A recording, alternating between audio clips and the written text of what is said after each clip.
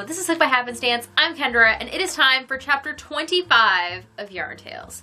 Yarn Tales is my ongoing series here at Hooked by Happenstance, where I read books, I tell you a bit about them, and then I apply silly Kendra rules to my rating system for the book, and I add a segment to my reading Shawl, which is an ongoing project which began as one shawl and has become two, and will probably continue to grow throughout the year. That is a tangible way for me to log all of the intangible reading that I have been enjoying so far this year. So, we are currently in a segment of the shawl that took place during Buzzwordathon. Buzzwordathon is a readathon where you try to read books that fall within the buzzword. Ordinarily, it's only one buzzword per cycle, but this time it covered who, what, when, where, why, and how. And I was endeavoring to read as many of those words as I could in the 1 week time period. So today's book is called When the Uncertainty Principle Goes to 11 by Philip Moriarty. I got this book as an audiobook through RB Digital, which is the audiobook platform I have access to through my Kansas State Library service. Now, I have access to one audiobook service through my local library and then one through the Kansas State Library, which gives me so many options for books. So when it came to Buzzwordathon, the way I picked books is I just went into the search function of each of those different players, and I searched the buzzword and saw what came up, and I scrolled through and I picked a book from each word to consume. Now this one, I really liked the cover. It's black and white and red, and the idea of the book is it is applying physics principles to metal music, which just sounds fascinating to me. Now, as far as the genre this fell under, it fell under science because the author is actually a professor, and this is a very intellectual nonfiction book, which I knew going into it. However, I did not realize how meaty the subject matter was going to be. Yes, I know it said physics on the cover, but the cover looked kind of like chalkboardy and like artsy, and it totally was artsy. But it was art that I really had to focus on, despite the fact of being an audiobook. And the reason I like a lot of audiobooks is that they can kind of go on in the background while I'm doing other things. This book, however, was super interesting to me. The author takes a bunch of physics concepts and uses lots of examples of different bands and riffs from their music, and then how it proves these physics principles. At least that's what I got from the portion of the book I completed. Now, I would like to go back and read this book. I think that the audiobook was a good choice because it kept like forward momentum for me listening to it. I would, however, like to see a print copy of the book while I'm reading it, because I have a feeling that there are diagrams, as, you know, explaining physics principles and the math behind them. I assume that there are graphs and charts and things in the book, which obviously do not translate to an audio version. So I have decided to not finish this book. I've DNF'd it. But not because I didn't like it. In fact, I DNF'd it because I like it a lot, and I would really like to decide at some point that this is a book I want to focus on and listen to the audiobook while having a copy of the physical book. And I would like to take the time to, when they mention musical pieces, to stop what I'm doing and go look it up and listen to it, because I don't ordinarily listen to metal music. I have some experience with it, but it's not my genre.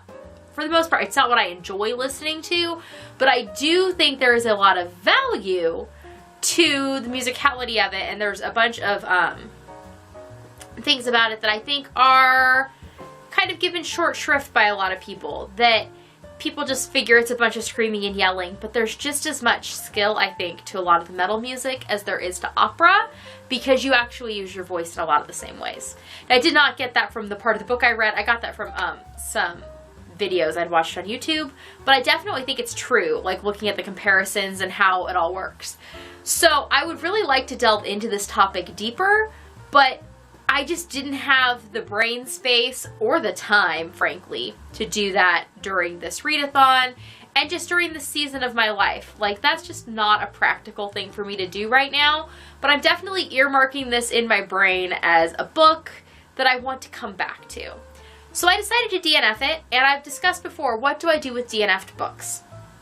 I didn't want to just not include DNF'd books in my shawl. I mean, that would be one option, right? Because they don't get a star rating because they're not finished.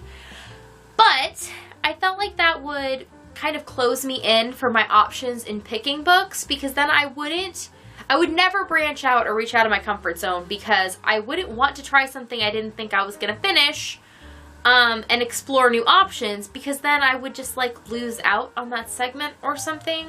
Like, it would not encourage my growth as a reader. And that is kind of what I'm trying to do this year. I'm really trying to reach out. That's one of the reasons I'm doing some of these readathons, like trying to do one a month, is to just try and like read broadly, read widely, read differently than I've read in the past.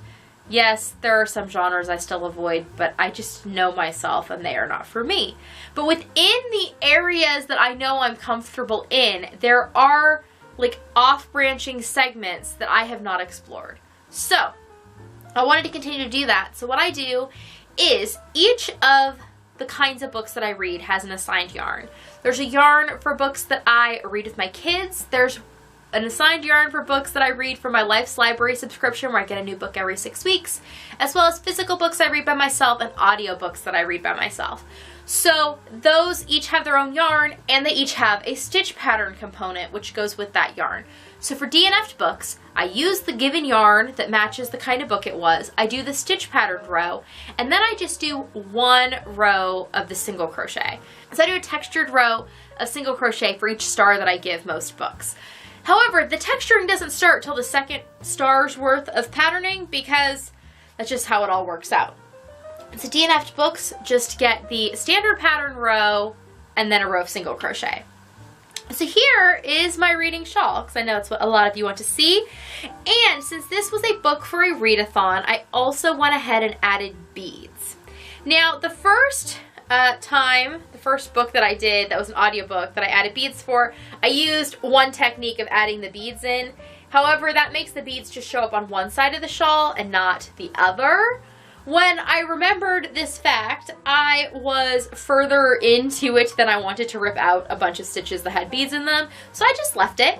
And I have changed my strategy of adding beads. That way they are in the way where they show on both sides, which is actually the way that I ordinarily add beads to things. I don't know why I put the bead in early on the last one, but I did. Or late. I put it in a step too far into the process, and so it just made the beads show up on one side. But anyways, this is the stripe for when the uncertainty principle goes to 11.